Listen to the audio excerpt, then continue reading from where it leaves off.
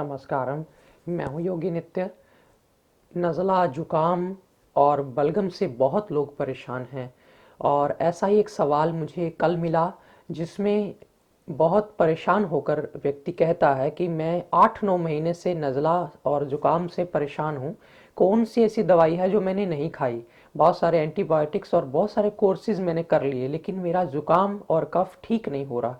आयुर्वेद की दवाइयों को मैं ट्राई कर चुका हूँ। या तो दवाई खाने से गर्मी पड़ जाती है क्योंकि नज़ले जुकाम की दवाइयाँ गर्म होती हैं, या फिर ऐसा होता है कि अगर मैं नहीं खाता हूँ तो पानी नाक से बहता रहता है, कफ जुकाम। और ख़ास एक बात कही कि रात को 8 बजे से लेकर के सुबह उठता हूँ जब 9-10 बजे तक मेरे को जुकाम और नज़ला ज़्यादा रहता है।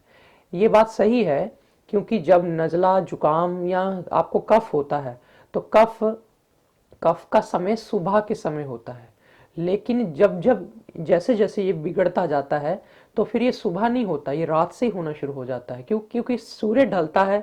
सूर्य ढलने के साथ ही शरीर में जो ठंडापन है वो उभर के आने लगता है। तो उसी के साथ फिर वो सारा शरीर एकदम जकड़ा जाता है कफ से, सिर भारी हो जाता है और कईयों को नाक बहता चला जाता है, कईयों का नाक जाम हो जाता है। बहुत सारी ऐसी बातें हैं जो गलतियां हम कर रहे होते हैं अपनी ही लाइफ में। हम उनको अगर सुधार लें तो हमारी आयुर्वेद की दवाएं, हमारा योग, हर चीज़ फ़ायदा करती है। लेकिन अगर आप एक चीज़ पे डिपेंड हो जाएंगे कि मुझे अब ये नुस्खा बताएंगे और मैं ठीक हो जाऊंगा, तब आप ठीक नहीं हो सकते। ये मैं छोटी वीडियो यानी एक किसी सवाल के ऊपर लेकर के आया हूँ, यानी कि एक साधक का ये सवाल था तो मैंने सोचा कि पहले आपको बता दूं। लेकिन आने वाले समय में मैं इसी टॉपिक के ऊपर डिटेल में वीडियो लेकर के आऊँगा कि नाक बहता है तब कौन सा प्रयोग ज़्यादा करना, अगर खांसी हो गई है तब कौन सा करना, अगर किसी को नाक से बहने की बजाय नाक जाम रहता है या नाक से सांस नहीं निकलता तब खास क्या कर सकते हैं, बच्चे को अगर हो गया है तब खास क्या करना होता है। बहुत सारी बातें और भी करने वाली होंगी शायद। तो कोई मजाक नहीं है। कई लोग कहेंगे ये तो हर चीज को ऐसे एक्सप्लेन करते रहते हैं कि हमारा टाइम जाया करते हैं। कई लोगों ने कहा भाई टाइम अगर आपको लगता है कि जाया हो रहा है तो आपको कुछ और करना चाहिए, फिर वीडियो ना देखिए। मैं उन लोगों की मदद के लिए डिटेल में इसलिए जाता हूँ कि जो सब तरफ से परेशान होके आखिर में उदास सा होकर के बेचारा हताश सा होकर के बैठ गया है, कम से कम उसको सही जानकारी मैं दूं ताकि आने वाले समय में जैसे ही वो उस चीज को करेगा वो पाएगा कि मैं तो ठीक हो गया। और ऐसा मेरा अनुभव है, मैं अनुभव से बोल रहा हूँ, खाली किताबें पढ़ के हाँक रहा हूँ ऐसा नहीं है। तो इसलिए आप ध्यान से सुनिएगा। देखिए फिर मैं कह दूं, आप इसी वीडियो के नीचे अपनी अपनी नज़ला, कफ, जुकाम, खांसी आदि की सबकी समस्याएं जो जो होंगी वो जितना इस वीडियो में समझ आ जाए वो करना, लेकिन साथ में बताना। मैं आने वाले समय में इसके ऊपर डिटेल में सारी वीडियोस लेकर आऊँगा। लेकिन फिलहाल हम बात करते हैं नज़ले की और जुकाम की। जैसे कि वो उन्होंने बताया रात को रहता है, तो रात को जब रहता है तो हमें क्या करना चाहिए? बहुत सारी चीज़ों को एक साथ बदलना है। क्या? एक तो आप चावल खाना बंद करें, दूध और दूध से बनी चीज़ें ना लें, यानी चावल ठंडे होते हैं, हालांकि चावल को कफ वाला व्यक्ति ना ही खाए। और अगर कभी खाने ही हैं तो ठीक होने तक इंतज़ार करें, और उसके बाद भी जब ठीक भी हो जाए तब भी चावल रात को नहीं खाएंगे, दोपहर तक ले सकते हैं। फिर दूसरी बात, चावल ऐसे ना खाएं, उसमें काली मिर्च, तेज पत्तर और मोटी इलायची ये सब डाल के खाएं। ये बात तो होगी चावल की। छोटी छोटी गलतियां जो करते हैं पहले मैं वो बताऊंगा। दूसरी बात, दूध और दूध से बनी चीजें नहीं लेंगे, ना दही ना दूध। हल्का फुल्का पनीर ले सकते हैं क्योंकि पनीर में पानी बहुत कम होता है, तो वो भी पनीर सुबह या दोपहर के समय तक, रात को नहीं। आप बेसन की रोटी खा सकते हैं, बेसन का चिल्ला ले सकते हैं, मल्टीग्रेन आटे की रोटी ले सकते हैं। आप जौ और ओट्स भी नहीं लेंगे, ओट्स भी ठंडे होते हैं। तो जो चीज़ें ठंडी होती हैं कुल मिला के वो ना लें। और ड्राई फ्रूट ले सकते हैं, लेकिन ड्राई फ्रूट को आप घी में भून लें। और जैसे आप पंजीरी बना के रखते हैं, पंजीरी खाते हैं, या कई इलाकों में पंजीरी बोलते हैं, कई इलाकों में कुछ बोलते होंगे, मुझे मालूम नहीं। बेसन को भून करके आप उसमें ये सारा ड्राई फ्रूट घी में भून करके सब डाल के घी, खुश्क ड्राई फ्रूट नहीं खाना है, खुश्क ड्राई फ्रूट नहीं खाना, गर्मी कर देगा। और ज़्यादा नहीं खाना, थोड़ी मात्रा में खाना है। खाना कैसे है, आपको मैं बहुत सारी विधियां बता दूंगा, सारी की सारी आप समझ लेना ध्यान से। एक तो आप रात के समय, वैसे दूध मना है, दूध नहीं लेना, लेकिन रात के समय थोड़ा सा घी में बेसन भून लें। और बेसन भून करके, 1-2 चम्मच बेसन भून के 4 चम्मच घी के अंदर, गाय का घी हो तो सबसे बढ़िया, गाय का घी नहीं मिलता तो भैंस का भी चलेगा। वो घी भुनने के बाद, घी में बेसन भुनने के बाद उसमें आप दूध डाल दें 1 कप, और उसको फिर सीरा बना लें। तो वो बेसन का सीरा बन गया। पुरानी माताओं को पता है, वो बड़े आराम से बना भी देंगी। और वो बेसन के सीरे में वही ड्राई फ्रूट जो भून करके रख ले, गाय के घी में ही तल के रख लें ड्राई फ्रूट, जैसे बादाम हो गया, हल्का फुल्का काजू हो गया, और हल्की फुल्की किशमिश हो गई, सोगी हो गई। तो इतना ड्राई फ्रूट जो है भून के रख लें, हल्का फुल्का छुहारा हो सकता है। तो ये सारा ड्राई फ्रूट थोड़ी मात्रा में, बहुत थोड़ी मात्रा में, 4 उंगलियां ऐसे लेकर के, जितना उसमें आ जाए, 8-10 दाने सब चीज़ों के मिले जुले, इतने काफ़ी होते हैं। तो उसको उसमें भी डाल दिया। वो फिर दूध आप आहिस्ता आहिस्ता उसको चबा चबा के खाना, और साथ में दूध पी लेना। तो ये हो गया दूध। और उस दूध में अगर आपकी बॉडी को थोड़ी गर्म चीजें सूट कर जाती हैं, किसको गर्म चीजें सूट करती हैं मैं बता देता हूँ। जिसके पैर बिल्कुल ठंडे रहेंगे, या जिसके हाथ पैर बिल्कुल ठंडे रहते हैं और गर्म चीजें सूट कर जाती हैं हल्की फुल्की, तो वो साथ में इसमें शिलाजीत की 1 बूंद भी डाल सकते हैं। शिलाजीत मिल जाती है, बहुत सारी कंपनियां प्योर बनाती हैं, अच्छी अच्छी कंपनियां। तो 1 बूंद, जितना समझ लीजिए चने का दाना होता है, काले चने का दाना, उतना दाना एक व्यक्ति कफ का रोगी ले सकता है। और अगर उसको शुरू में पता नहीं है कि मुझे सूट करेगी कि नहीं करेगी, शिलाजीत है आखिर, क्योंकि गर्म होती है, लेकिन कफ के लिए बहुत अच्छी है। लेकिन अगर चेक करना है कि मुझे सूट करती है कि नहीं, तो जितना माचिस की तिल्ली पर मसाला लगा होता है ना, उतनी मात्रा में ही माचिस की तिल्ली को डिप कर दें, मसाले वाली साइड से नहीं, दूसरी साइड से शिलाजीत में डिप करके उतनी ही शिलाजीत आप डाल लो, उसके माचिस की तिल्ली पर लगा लो और दूध में घोल लो, पीने से पहले थोड़े से दूध में, ज़्यादा दूध भी नहीं पीना होता, और रात को ही लेना है ये। तो ये शिलाजीत घोल करके 1-2 दिन पहले चेक कर लें कि सूट करती है। सूट करेगी तो सिर नहीं घूमेगा और बड़े आराम से पचेगी, ना ही मुंह पकेगा। और अगर सूट कर जाए तो वो चने के दाने जितनी शिलाजीत लेनी शुरू कर दे। ना भी सूट करती हो किसी को, तो जो माचिस की तिल्ली जितनी मात्रा है, अगर भर सर्दी, सारी सर्दी लेता रहे कोई व्यक्ति, छोटा बच्चा है, जैसे बहुत छोटा है, तो माचिस की तिल्ली जितनी दे दो। छोटा 2 साल, 4 साल, 5 साल, माचिस की तिल्ली जितनी शिलाजीत हल्के दूध में डाल के दी, पता भी नहीं चलता। सारी सर्दी, जुकाम और कफ, जो नजले आदि हैं, ये नहीं होते। तो ये मात्रा हो गई। फिर उसके बाद ये था एक रात का प्रयोग। फिर रात को और क्या करना है, रात को आपको गाय का घी लेकर के छाती पे और गले पे अच्छे से मालिश करके सोना है। छाती पे और गले में ही कफ का ज्यादा प्रभाव होता है। तो रात के समय जब आप अच्छी तरह से मालिश करनी शुरू कर देंगे छाती पे, तो अच्छा रहेगा। और टांगों को भी कर सकते हैं, ऊपर की तरफ टांगों को। वैसे रात को टांगे और छाती, गला बहुत अच्छा है मालिश करना। ये आपके कफ को धीरे धीरे धीरे धीरे कंट्रोल में लाएगा। फिर इसके अलावा, क्योंकि कई लोग कहते हैं कि मेरा नाक ब्लॉक हो जाता है, मैं नाक ब्लॉक हो जाता है, उसके लिए मैं क्या करूं, मुझे कुछ ऐसा। एक तो अगर ब्लॉक होता है नाक, तो थोड़ा सा आप पानी उबाल लें और उसकी भाप लें। उसमें 2-4-5 पत्ते तुलसी के डाल सकते हो, हल्का सा कपूर डाल सकते हो, 1 टुकड़ा छोटा सा, कितना बादाम जितना टुकड़ा कपूर का चल जाएगा, उसमें डाल दो। तो वो भाप लो, उसकी तौलिया डाल के रात को सोने से पहले लेना। बाहर अगर जाना होगा फिर ना लेना, और रात को आके जब सोने लगे तब ले लेना। उससे नाक खुलता है। पर फिर भी कई लोग कहते हैं कि नहीं, मैं रात को कभी कभी बंद हो जाता है। तो उसके लिए क्या करना है आपको, एक बाजार में जो आयुर्वेद का सामान बेचते हैं, डिब्बी बंद पदार्थ जहां से मिलते हैं, वहां जाकर के आप उनको कहिएगा कि हमें अमृत धारा चाहिए। अमृत धारा, अमृत धारा घर में भी बन सकती है, लेकिन बड़ा कठिन सा प्रोसेस है, कहाँ कहाँ से आप ढूंढते फिरेंगे चीजें। उसमें पीपरमेंट और अजवाइन का सत और कपूर होता है, तीनों को मिक्स करके वो जब बंद करके रख देते हैं डिब्बी को धूप में, तो वो लिक्विड हो जाता है। तो वो लिक्विड फॉर्म में बाजार से मिल जाती है, 20-30 रुपए की डिब्बी मिल जाएगी। वो थोड़ी सी ला के रख लें।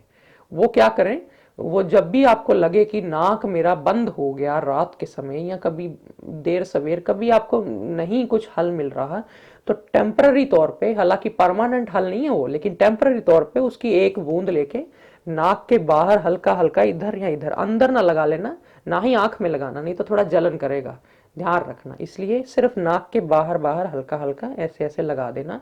और उसको चाहो तो एक दो बूंदे गले पे भी मालिश कर सकते हो, हल्का सा गले और छाती पे मालिश करके सुला दो, तो विक्स जैसे लगाते हैं ना, ये विक्स से भी अच्छा है। तो विक्स तो कुछ भी नहीं होगी इसके सामने। तो ये है अमृत धारा। अमृत धारा का प्रयोग आपने ये ब्लॉकेज को खोलने के लिए कर ले, ताकि आपको नींद अच्छी आए। और नींद अच्छी आएगी ना जब, और नींद के लिए एक खास ध्यान रखना है कि आपको जुराबें डालकर सोना है। जुराबें डालकर, क्योंकि गर्म पैर गर्म रहने जरूरी हैं।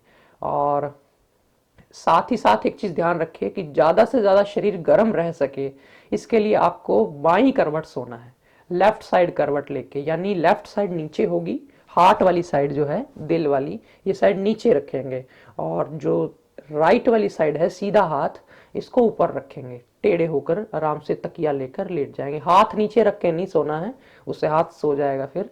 इसलिए राइट साइड ऊपर करके सोएंगे जबरदस्ती कुछ दिन तक। बीच में दिल करे, अगर थक गए हैं तो 2 4 10 मिनट करवट लो लेफ्ट, लेकिन फिर राइट हो जाओ। और दिन नहीं राइट लेटा जा रहा, काफी ज्यादा थक गए, तो फिर सीधे हो जाओ, बिल्कुल सीधे लेट जाओ, लेकिन उल्टे होकर नहीं सोना, और लेफ्ट साइड ऊपर करके नहीं सोना। कुछ दिन ये कफ वाले अगर कर लेते हैं तो बड़ी जल्दी कफ ठीक होना शुरू हो जाता है। अभी तो ये बातें जो मैं बता रहा हूँ स्टेप बाय स्टेप है, सुन लेना सब्र से, क्योंकि ये ना हो कि अधूरा सुन के आपको लो जी मुझे तो सारा पता चल गया, तो कुछ भी नहीं पता चला अभी आपको, ये सिर्फ शुरुआत है। इसके बाद क्या करना है, इसके बाद ये छोटे छोटे टिप्स हैं, कोई बच्चा करे बड़ा करे कोई हर्ज नहीं है। इसके बाद आपको रात को सोने से पहले मिट्टी का एक बर्तन ले लेना है, जो ऐसा बर्तन लेना है जिसको आप आग पे भी रख सकें। आप कुम्हार के पास जाएंगे, उसको कहना कि पक्की मिट्टी का बर्तन चाहिए जो कि हम बर्तन गैस पे भी रख सके। तो एक छोटा सा बर्तन ले आइएगा, उसमें 1 चम्मच बबूल की छाल डाल दें। बबूल जिसकी दातुन करते हैं आप, आपको मालूम होगा, उसी पेड़ की छाल ले आनी है, पंसारी वाले से छाल उस पेड़ की। तो आपने बबूल के पेड़ की छाल ले आनी है, घर में आके थोड़ा बहुत कूट लेना उसको, इतना कूट लेना, बाजार से पिसा हुआ मत लेना, नकली मिला देंगे या फिर कुछ और उल्टा पुल्टा इधर उधर की लकड़ी मिला देंगे, तो फिर आपको फायदा नहीं होगा, आप कहेंगे कि औषधि में असर नहीं था। तो एक ये भी ध्यान रखना, एक पुराना मत लाना, ज्यादा पुराना लाते हैं तो वो भी असर नहीं करता। तो आपको बबूल की छाल ताजी फ्रेश, जो 1 2 महीना पुरानी हो, उसमें पता चल जाएगा जाला तो नहीं आया हुआ, कोई कीड़ा मकोड़ा तो नहीं है उसमें, उसी से पता चल जाएगा कि फ्रेश है कि नहीं। तो फ्रेश ले आइएगा और उसको घर में आके उखल में कूट लेना, इतना कूट लेना कि वो बन जाए चिवड़े जैसी, थोड़ी चूरा चूरा चिवड़े जैसी। तो 1 चम्मच की मात्रा में आप उसको, पूरी ना भी पिसे तो भी हर्ज नहीं, लेकिन वो रात को आप उसमें 1 गिलास पानी डाल के उसको भिगो देंगे और ढक करके रख देंगे। सुबह उठ करके उसको, जैसे सुबह उठ के आप पानी पीते हैं, पानी की जगह गर्म पानी पीजिए, तांबे के बर्तन का पानी रात को रख दें, और सुबह उठ करके उसी तांबे के बर्तन के समेत पानी गर्म कर लें, और कांच के गिलास में डाल के पानी 1 2 गिलास गर्म पानी पिए, और उसके बाद थोड़ा फ्रेश होके आए। फ्रेश होके आए उसके बाद फिर ये वाला जो मैंने रात को बताया था कि आपने 1 चम्मच बबूल की छाल बर्तन में भिगो देनी है, उसको उबलना रख दें, और उबलना रख दें। जब आप फ्रेश होके बाहर आए, उसके फ्रेश होके आने के बाद 10 मिनट बाद, तुरंत बाद नहीं, 10 मिनट बाद आपको वो उबलने के बाद जब आधा रह जाए तो उसको छान लेना है। छान करके अगर आपको कड़वा लगे थोड़ा तो शहद मिला लो, ठीक है। और अगर कड़वा नहीं लगता तो बिना शहद के ही चाहे उसको आप सिप सिप करके पी लो, गुनगुना गुनगुना। ज्यादा गर्म पी सकते हो तो अच्छी बात है, बुराई नहीं है, लेकिन जीभ ना जल जाए, बस इसका ध्यान रखना। आहिस्ता से जितना गर्म पी सको, हल्का गर्म भी चलेगा, तो वो आप पी लें। और ध्यान रहे कि वो सुबह ही पीना है, और बस सुबह ही पीना है, इसलिए रात बना के मत रख देना, सुबह ही ताजा बनाना। तो वो उबला हुआ जब आधा रह गया, उसको छान के जो पाउडर बचा उसको फेंक दें, वो हमें नहीं चाहिए। फिर उसके बाद ये पी लिया, पीने के बाद फिर प्राणायाम करना शुरू कर दें। प्राणायाम आदि करके जब आप थोड़ा लंबी श्वास लेंगे 40-50 बार, थोड़ा कपालभाति करेंगे 10-15 मिनट, और उसके बाद थोड़ा अनुलोम विलोम कर लें। अनुलोम विलोम से पहले और कपालभाति के बीच में थोड़ा अग्निसार, पेट को हिलाना, ये सब व्यायाम कर लें। थोड़ा बहुत सूर्य नमस्कार करें और तेल मालिश करें। तेल मालिश बहुत अच्छी होती है कफ वालों के लिए, जिनको जुकाम नहीं ठीक होता। तेल मालिश करके बाद में योग करना, बाद में कर लें। और नहा के बाद में योग करना, कर लें। ये चीजें छोटी छोटी हैं, मैं पहले भी कई बार कई वीडियोस में बता चुका हूँ। जो आपको मन में आए कर लिया। करने के बाद फिर अपना नाश्ता करा। अब मैंने बोला था ना कि ठंडी चीजें कम लेनी है। कौन सी लेनी है? बेसन का चिल्ला लो, बेसन की रोटी लो, दही बिल्कुल बंद, और गरम गरम सब्जी, सूप, और गाय का घी डाल के, स्पेशली गाय का घी जितना लेंगे उतना जल्दी आपका कफ ठीक होगा। फिर गाय का घी जितना पुराना उतना अच्छा, शहद बहुत अच्छा। फिर ये हो गया सुबह का नाश्ता वास्ता। फिर उसके बाद आपको लेना है बाजार से, आप वही वो भी चीज बाजार से ही लाएंगे, इकट्ठा लिख लेना। माफ करना, मैं तुरंत पहले लिखा नहीं सकता कि ये कोई, मैं कुकिंग का शो नहीं चला रहा कि आपको मैं बता दूं पहले ये इंग्रेडिएंट्स बाजार से लाने हैं। आपको जो जो बोल रहा हूँ साथ साथ लिखते जाओ। तो बाजार से आपको लाना है गिलोय सत्व। गिलोय की गोलियां भी आती हैं, आपने सुना होगा। गिलोय बड़ी अच्छी फेमस हर्ब है। तो ये पेड़ पे इसकी बेल लगती है। इसका सत्त लेके आना। सत्त का मतलब होता है एक्सट्रैक्ट। इसको कई जगह पे गिलोय एक्सट्रैक्ट कह देते हैं, कई जगह पे इसको टिनोस्पोरा कोर्डिफोलिया एक्सट्रैक्ट बोल देते हैं, कई जगह पे इसको अमृता सत्व कह देते हैं। कई नाम है इसके, आप सीधा समझ लो गिलोय। उसका एक्सट्रैक्ट लेके आना है, पाउडर सा होता है सफेद रंग का। बहुत सारी फार्मेसियां, बैद्यनाथ, झंडू, ऊंजा, पतंजलि सब बनाते हैं। तो ये गिलोय का सत्त ले आइएगा। खाने के 1 घंटे बाद, खाने के 1 घंटे बाद जब व्यक्ति अपना पानी पीता है, तो पानी आपने हमेशा गर्म पीना है, जब भी पीना है।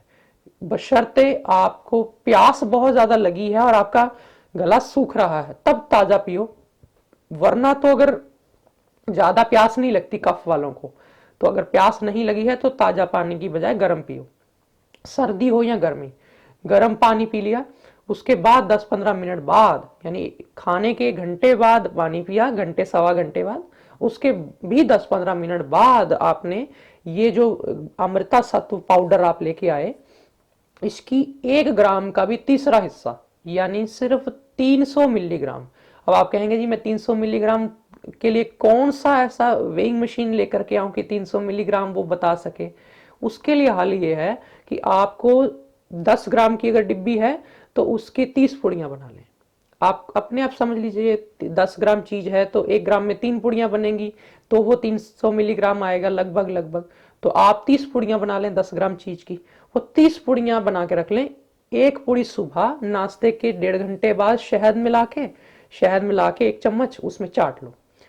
तो अगर सूरज शाम को है लेना है तो वो 6-7 बजे 8 बजे ले सकते हो। और अगर 6-7-8 बजे ना याद रहे तो 5-6 बजे भी ले सकते हो। यानी सूर्य ढलने के बाद कभी भी आप वो एक पूरी सुबह एक शाम लेनी है, ये 2 बार। फिर उसके अलावा भुना चना खाएं 1 बार दिन में। कभी सुबह खा लिया, दोपहर खा लिया, दोपहर के बाद ना खाना, पचेगा नहीं। भुना चना छिलके समेत खाना है।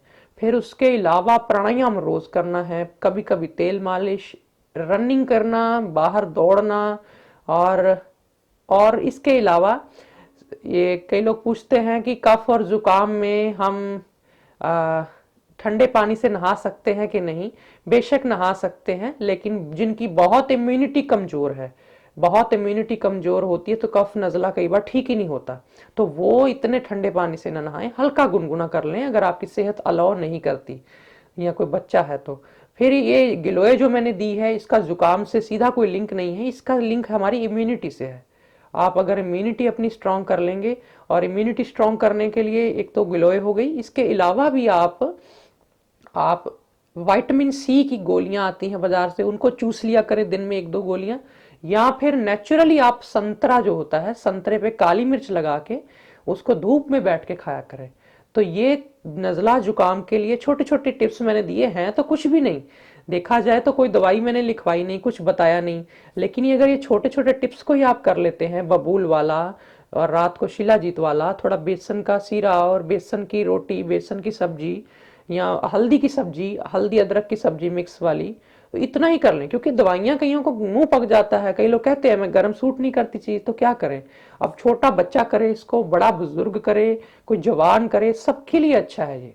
बच्चे को अगर बबूल का काढ़ा पिलाओगे, आधा चम्मच उबाल के पिला देना, बड़े को पिलाओगे तो एक दो बातें और बड़ी ध्यान रखने वाली हैं नज़ला जुकाम वालों को।